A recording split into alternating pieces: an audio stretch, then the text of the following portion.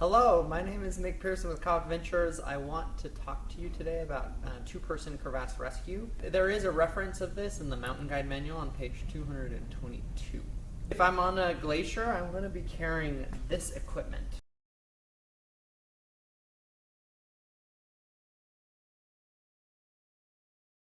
So I start out with a kiwi coil. And you can check out our other videos that show how to make a kiwi coil. I want to make sure too that as I start with a kiwi coil, I need a knot in the rope. And this knot, you want to have a little bit of space here and clipped in. And the reason so you can clip into this and you have a little bit of space to kind of step up. So this is what I would look like traveling on a glacier. First step in the rescue sequence is arresting the fall. So I arrest a fall, and in a two-person rescue, I'm really going to have to drive in a picket.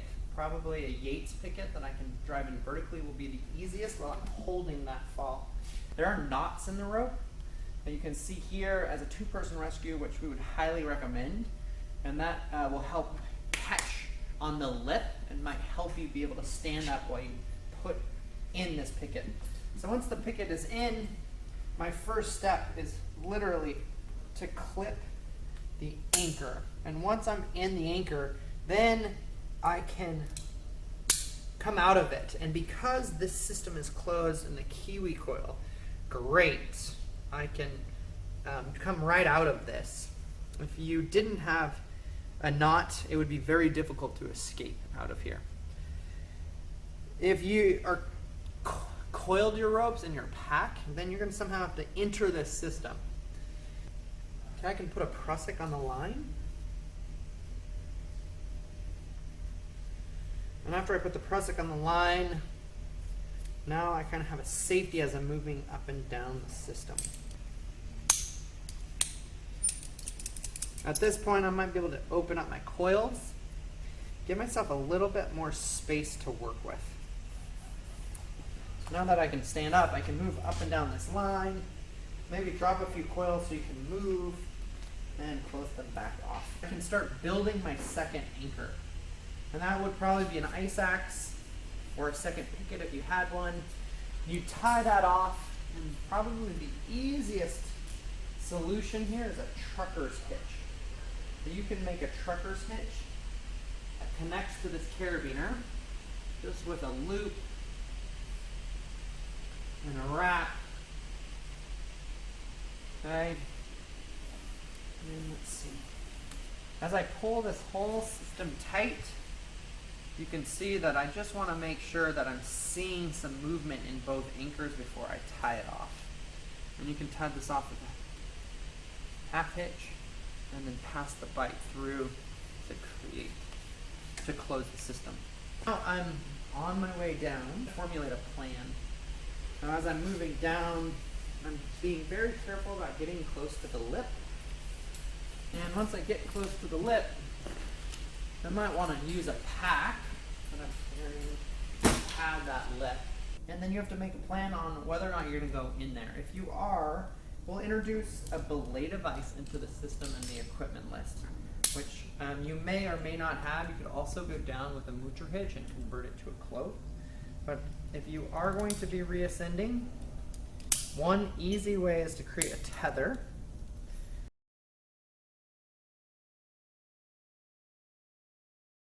Put your belay device on and then use your prusik below. So now you can rappel down.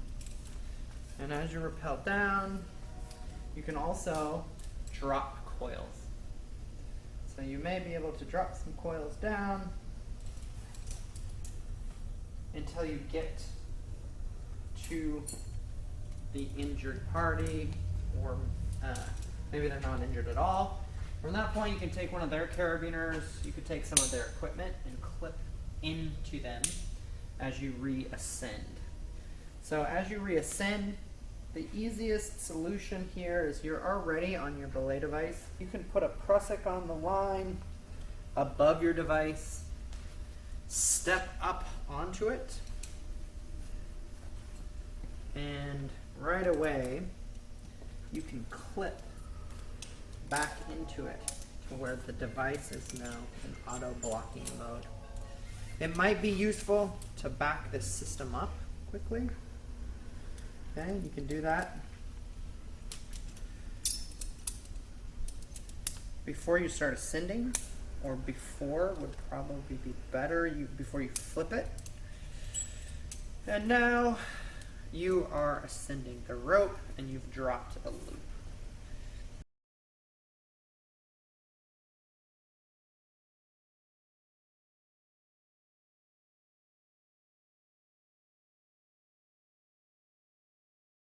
As you're ascending, you can use this as a footstep and move up. Come back out of the lip. You can be dropping coils as well on your way up. And now as you get closer, it will depend on how much rope you have on where you stop for the drop loop. Right now you can see there are 3 strands coming up and down. So you can use these knots as an anchor, or you can go all the way back to the master point. After you do that, okay, you can repress yourself off here to move up and down the line. You can remove your old system. Okay, so you drop all the coils. After you've dropped the coils, you can essentially pull the strand and tight end from all the way back until you can get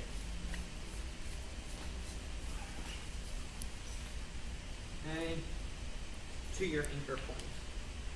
At that point, the best thing to do is to create some type of a ratchet. And the ratchet that you can use is a mini traction.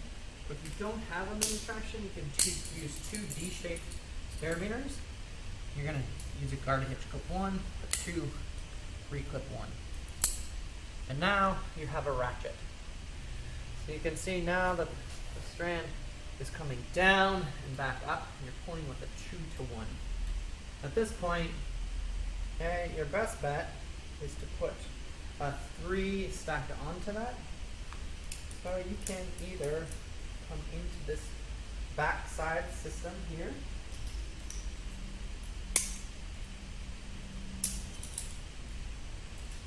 Some people might be comfortable taking their prusik off. You would have a better sense of the crevasses. And then you can reattach a prusik system here. So maybe you could come in just a little bit closer to see how the system is working. Okay.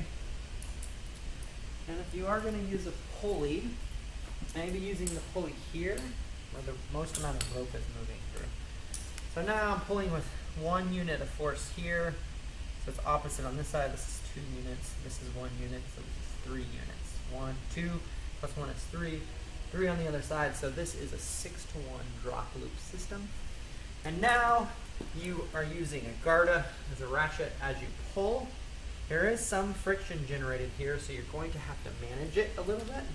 As you pull the system, you're going to generate slack in the original line that someone fell into. So you can tie this off to create a backup as you're pulling.